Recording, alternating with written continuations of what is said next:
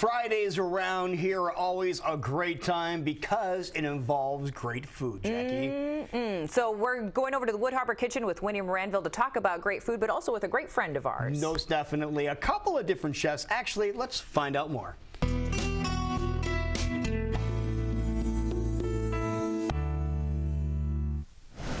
Welcome to Great Food. Now, you hear a lot about chef competitions and smackdowns and the like, those spectacles where you have chefs battle it out for a winner-take-all prize.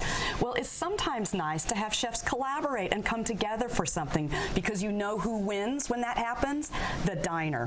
I have two chefs who are collaborating together who are going to tell us about a dinners that they're doing together. Michael Leo from the Strudl House and David Barutio from Brew 66 and other restaurants. Willkommen, bienvenue. Merci, bonjour. It's great. And these guys are bona fide Europeans. They were both born and raised in Europe, and they're cooking for us in Des Moines, which is awesome. So tell us about this dinner you're doing, these dinners, that monthly dinners.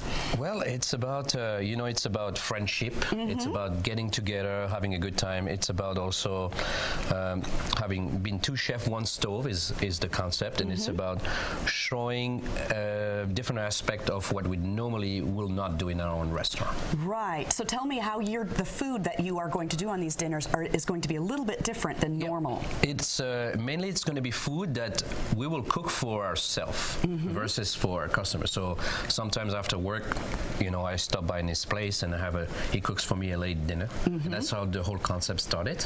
I was in his kitchen at a late night. He was cooking me dinner after I was done with work, and I was watching him doing that and had my glass of wine. He had his glass of wine, and then we came out and was like, this is just great. Yeah, why not? Yeah, cook for what you cook for each other, but cook it for everyone else. Everybody gets together. It's a homey feel. Correct.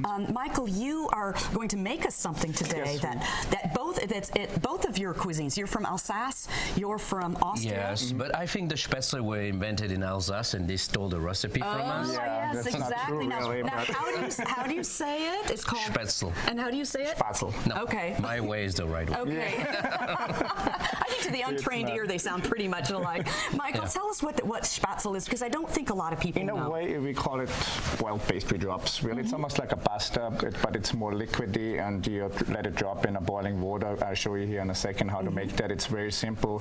What you take is you just take some regular flour, you take an egg, and you take some water. What I have already, a cup of water in here, and then I have some semolina here. You can buy it at a local grocery store, like a Graciano's.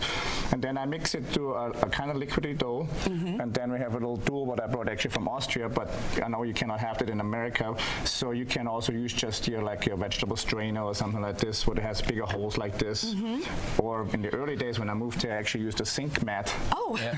And my grandmother will do a wooden board. Okay. She make wet and she'll cut it above the water. And I've done it just using a box grater. Yeah, that works too. I've done that. I've actually made Spätzle before many years ago in a tiny kitchen in Brooklyn. I made some Spätzle. I'd never heard of it. It's the German way, what you say. Oh, it's the German way. Yeah, So, all right. It's good.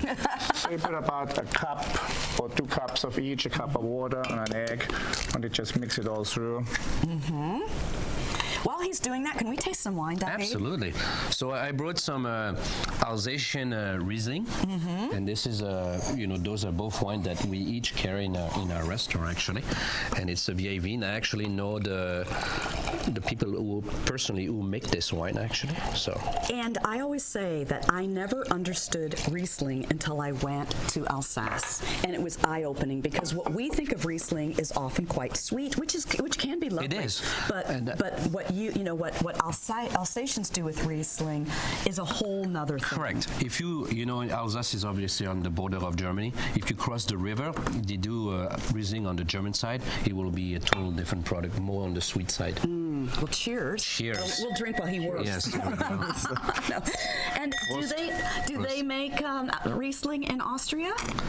He's actually known for Riesling in Austria. Try to. It's not as good as the Alsatian one. Who makes better Riesling? I think the Austrians make way better Riesling because our climate is a little bit colder than the French climate is, so it allows you to make a better Riesling. So once you have your dough kind of sticky mix, don't mix it too long so that the gluten doesn't come out. And then when you have one of those little doilies, you just Strudel machine. You just go like this. That is cool. I'm going to steal that from you next time I come to your And then kitchen. you just go and you make the boiled pastry drops fall in like this. And then you just let them boil up for 1 second. The main important part is actually once you're done with it, you need to cold water wash them. So that you wash all the gluten and everything off to see in the end of the day you get a loose product like this. And these noodles are fabulous. I beautiful. mean, they're made from the same flour as pasta, so they're really your version of pasta. And then in the end, it's like this. You know, the Italian will kind of say it's kind of a gnocchi style, really. Yeah, and it's chewy and nice but light, and it goes really well with. I had it with your coq au vin, which was fabulous. And what do you serve it with? There's pizzas with mushroom sauce and with pork, or actually also mixed with cheese or with ham and with cheese on the top of it and stuff. Yeah, in German it's kind of people will do a whole dish out of that, versus in France it will be more a side dish. That's right, because I've seen it with like asparagus and ham and things like that on the Austrian And side. this is the way what we're trying to do is we know dishes like our grandmothers cooked and how we cook in at home. We don't cook this like for our customers, and that's what we're trying to do with this. And also to make it unique is that's why we go into each other's restaurants, because people who really come to our place, they expect the Austrian one, and when he comes, that makes it unique. When I go to his place, of course, he's the fine dining over there, and I come with the simple Austrian cooking, then it's unique. When he starts all of a sudden cooking like I cook, then people may think, Right. Well, I think that's a really neat idea. So basically, you will be at the stove in his restaurant. You'll be at the stove in his restaurant, but you'll both be there probably to together interact with customers and stuff. Now, tell us about these beautiful books. You know, part of this is not just cuisine of two friends, but cuisine de notre grand-mère, cuisine of our grandmothers. How would you say that in German? Großmutter kochen. Yeah, right. What he said. Exactly that. So these are actual books. Yes, this handwritten cookbook here is from my great-grandmother. This is actually from the 1800s, from 1875. Wow. And this cookbook is actually from 1880. This is also given to me by my grandmother, from my great-grandmother. And this one is actually from the 1900s. This is actually an a local person here gave me this. This is an American-German cookbook from the 1900s. Oh my gosh, that's beautiful. It was over here, so it's all written, all the recipes are in German in there and stuff like this. But then I look through these books and you find old recipes what we don't make anymore.